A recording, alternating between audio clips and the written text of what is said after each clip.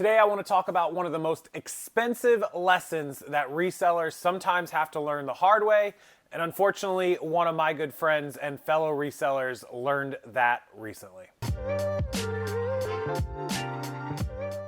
Hey, what's going on everybody? Welcome back into the channel. Thanks for joining me. And on today's video, I want to go over another YouTuber and reseller, a video that she just posted. I just saw an hour ago. It's Lindy Glenn. If you're not familiar with Lindy Glenn, I'll link her channel below. First and foremost, please go subscribe to her channel, watch videos, leave them up in the background, support her because she definitely could use it right now. But she is somebody I have known in the reseller world for about 10 years. I would say probably 8 to 10 years ago we met and we did videos together. We hung out at live events 2017, 7 years ago at eBay Open in Las Vegas. There's photos and videos of us and in subsequent Las Vegas trips, and also in 2018, 2019 at Posh Fest in Dallas, we hung out together. So she's from the Midwest. She's from Kansas, and she is an OG reseller YouTuber. Well, if you're not familiar with her story, and you can go check out her YouTube channel and find out more, a couple of years ago, 2.5-ish years ago, she opened a brick and mortar store in the Kansas town that she lived in. I think it's called like Derby or Darby. And it was one of those bin stores where you'd go in and there'd be rows of bins, similar to like a Goodwill bin store, and she would price them like $5, $4, $3, $2, $1, and then the merchandise would rotate. I think we're all pretty familiar. How many people have ever, in the comment section, have ever shopped at one of those stores? They're popping up all over the country.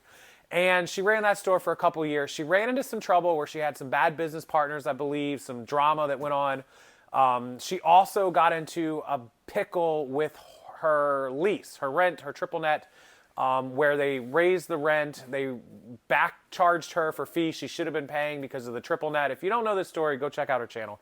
Anyways, a lot of mistakes, most of which I don't blame her for. There were some mistakes she definitely made and she takes ownership of, but a lot of it she just got into bad situations, inexperience, and people took advantage of her. So the video she posted today, she closed the store. She went out of business at the store, and I don't know the full situation. I haven't listened to the whole video yet. I knew it was coming because of her previous videos. But whether she's going to continue paying the rent on a closed up store just so she doesn't get sued for the lease, or whether she worked out a deal to break it, I'll have to work on that. Full transparency, since she opened that store, she's been a very busy lady 2.5, 3 years ago. I haven't really spoke to her other than a handful of times over the last couple of years. So, Lindy's a good person. She makes really good money. She's done really well. That store did really well, hundreds and hundreds of thousands of dollars. There's just things she couldn't overcome. And so that leads me to the lesson of today's video, which we've talked about in my previous videos quite a few times. And this is why I've been preaching it, but this is a good, historical example to back it up with. Running your business expense-free or as lean as possible. We talked about yesterday eBay's cutting 1,000 jobs, or the day before, whenever I posted that video, that they are cutting as many expenses as humanly possible, right?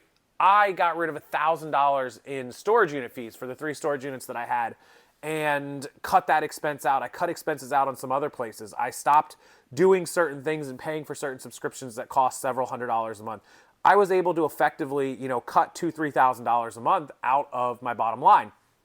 That doesn't sound like a ton of money, but 20, 30 grand a year can make all the difference, right?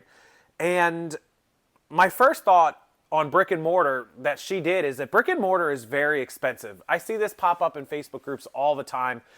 Should I open a brick and mortar store? Is it worth it? I have this great location idea. I have this thought process and these people and these followers. And here's the thought. Let's say that you get a good brick and mortar store. Even a reasonably sized 2,000 or 3,000 square foot building with a backspace and office and warehouse and retail shops, at least in this area, can run you $3,000, $4,000, $5,000 in rent a month. But if you could find somewhere, let's say you live in a cheap area, maybe you have a good audience, you better live in a decent area with a big audience, it's going to cost more money, but say you could get away with $3 grand a month, right? You've got electric and water and utilities. You've got an alarm. You have to have an alarm on your building. That could be $100 a month for a commercial spot. You got to have internet and connectivity, right? You got to have a point of sale system, a POS system.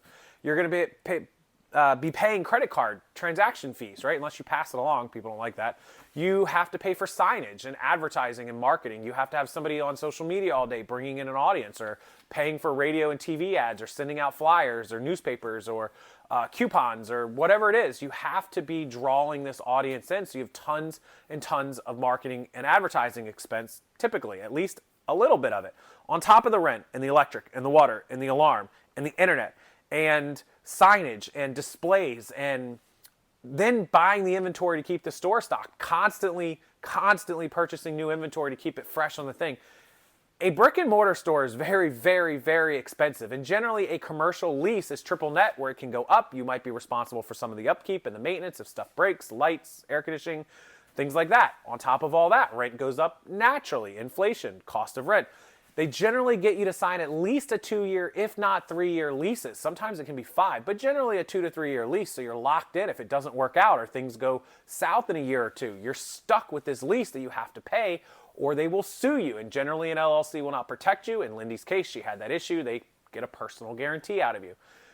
So when people ask me about opening a brick and mortar store, I cringe. There are things that work well in the brick and mortar industry, but if you look historically in the last 5 or 10 years at all the stores that are successfully brick and mortar, it's well-known corporate Fortune 500 top brands, fast food, Best Buy, Dick's Sporting Goods, things like that. You look at small mom and pop stores or smaller chain stuff, they come and go. They fail at such a high rate. It's like 70-80%. You've got malls that were completely empty because every other store in the mall couldn't make it except for the anchor stores, the Dillards, the Macy's, the Sears, and even those failed. Brick and mortar is so expensive with the advent of the world we live in now, where you can work out of your home in your garage and expand to a storage unit or a small building.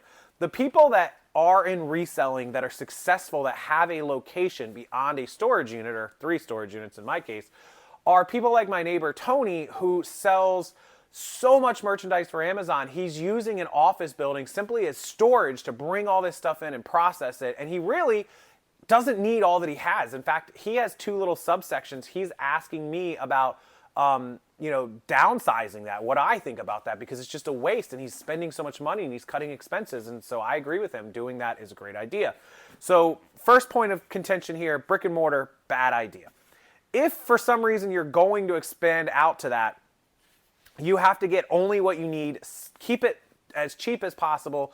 Do not, negotiate the deals. Make sure you know what you're signing. Make sure you know what you're getting into with triple net leases and things like that. Make sure that if you're going to spend that money, you have way more than enough to compensate for what you're spending, and that space is actually needed, and not just because you want a space to feel high and mighty or cool.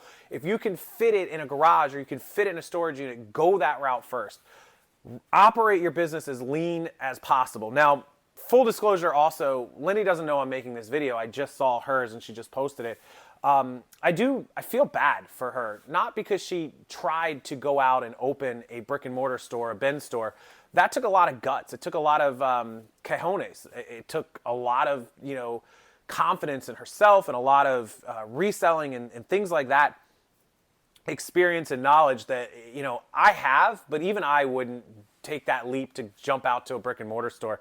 It's crazy. Is it possible to be successful with a bin store like that? Yeah, there's plenty of them. She definitely could have, but she got into a bad situation. And I'm going to be honest, I don't think her town is that big, to support it. I live in a huge metropolitan area with hundreds and hundreds of thousands of people. If I dropped it in the middle of here, it would probably work.